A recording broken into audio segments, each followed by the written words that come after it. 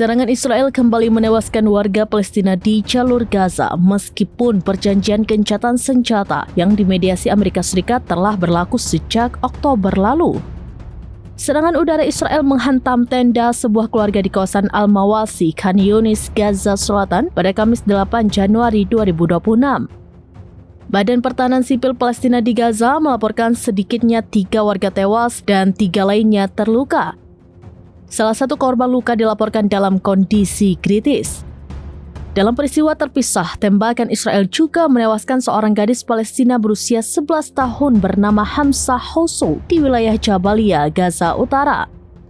Pamannya, Khamis Hosso, mengatakan keponakannya ditemukan tergeletak bersimbah darah di dalam gedung tempat tinggal keluarga mereka. Kementerian Kesehatan Palestina di Gaza menyatakan bahwa sejak 11 Oktober, sedikitnya 425 warga Palestina telah tewas dan 1.206 lainnya terluka akibat serangan Israel. Data tersebut dicatat meskipun gencatan senjata mulai diberlakukan pada 10 Oktober. Ratusan ribu warga Gaza kini hidup di kamp-kamp pengungsian darurat setelah rumah mereka hancur akibat perang. Banyak keluarga terpaksa berlindung di tenda-tenda seadanya di tengah cuaca musim dingin yang ekstrim.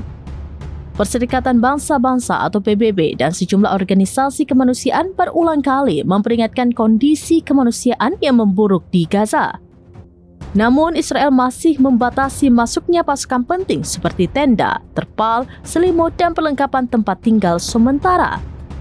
Dokter Tanpa Batas atau MSF melaporkan warga Gaza mengalami peningkatan kasus infeksi pernafasan, komplikasi luka, dan penyakit kulit akibat kondisi hidup yang keras.